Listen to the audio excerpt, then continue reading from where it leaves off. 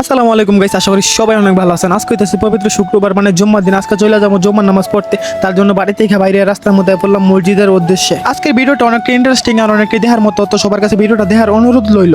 আর আজকের ভিডিওটা আপনারা না দেখলে অনেকটাই মিস করবেন। কে লেগে মিস করবেন এটা আমি কইতে, আপনারা দেখলে বুঝতে পারবেন যে আমি কইছি। আপনারা কে লেগে না দেখলে মিস করবেন।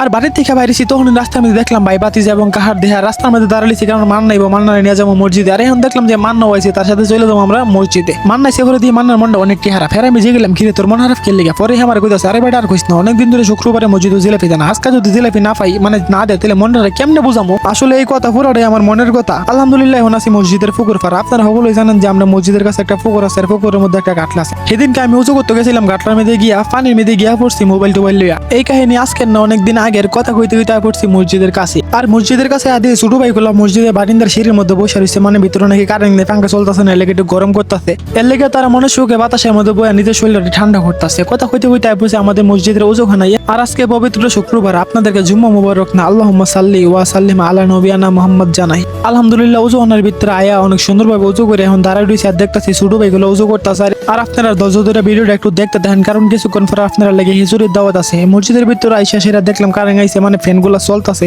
আর আমাদের মসজিদের প্রিয় হুজুর অনেক সুন্দরভাবে হুতবা আর বয়ান পড়তেছে। নামাজ আর দোয়া শেষ করে মসজিদ থেকে বাইরে হইলাম। ইউটিউবার সাহায্যে মসজিদের পুকুর পাড়, তার নিজের বাড়িতে বিল্ডিং তুলতেছে, সেই বিল্ডিং এর উপর দাঁড়াইলাম। আর বিশেষ করে থেকে দাঁড়াইলে অনেক সুন্দর একটা ওয়েদার দেখাতে, যেটা আপনারা দেখতে পারলেন। আর সবার প্রথম আমরা মসজিদ থেকে বাইরে হয়েছি, কারণ বাড়িতে আছে হিজুরের দাওয়াত। মসজিদ থেকে নামাজ পড়ে বাইরে হয়েছি, মনটা অনেকটা পরিষ্কার, অনেকটা ফ্রেশ লাগতেছে। রাস্তা মধ্যে দেখলাম কাদের মেয়ে দাদা, তিনি মসজিদ থেকে বাইরে আইলো। আর তারা দেখে আমার ছোটবেলার কথা মনে করে দিতেছে, কারণ তার মতো ছোট থাকতে আমি মন্ডিকে লাড়ি লিয়ে হাঁটতাম।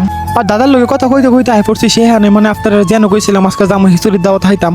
আমি ভাবছিলাম আমি সবার আগে মসজিদ থেকে বাইরেছি, জামু হিজুরের দাওয়াত হাইতাম। এনো এদি আমার আগে অনেকে বয়া লইছে হিজুরি প্যালেট লইয়া। আমিও সবার মতো করে আত্মার দুয়ে বয়ে গেলাম হিজুরি প্যালেট লইয়া। হাইতে হাইতে কথা কইতে কইতে যাম অনেক দূর। দুই দাদার সাথে বয়া হিজুরি হাইতাছে, লাগতাছে অনেকটাই মজা, লাগতাছে অনেকটাই ভালো। আর তোমরা কার কাছে কেমন লাগে হিজুরি একটু কমেন্ট করে বলো। হিজুরি হাওয়াটা অনেক মজা, যদি হাও সবার সাথে হাল্লা মাঠে। হিজুরির মজা তখনই পাইবা যদি হাও গ্রামের কোন এক বাড়িতে। হিজুরি হাইতে হাইতে আঙ্গল সুগার হাইলেবার অবস্থা। হের নাম বাদশা আর হের নাম আরাফা, দুইটা হাইতাছে এক লগে। আর এদিক দিয়ে আমার একটা হুফাতো ভাই, মানে আমার ছোট ভাই, আমাদের দিকে আসতে আসে, হে আমার চেনে না বলে। তো গাইস, ভিডিওটা আজকের মতো এ পর্যন্ত আসছিল। যারা এতক্ষণ ধরে ভিডিওটা দেখছেন, আপনারা বুঝতেই পারতেন যে জুম্মার দিনের অনুভূতিটা কিরকম হয়েছে। যদি ভিডিওটা ভালো লেগে থাকে তাহলে সবাই লাইক করবেন, শেয়ার এবং সাবস্ক্রাইব করে পাশে থাকবেন। ধন্যবাদ। পরবর্তী কোনো এক ভিডিওতে দেখা হবে। সবাই ভালো থাকবেন, সুস্থ থাকবেন। আল্লাহ হাফেজ।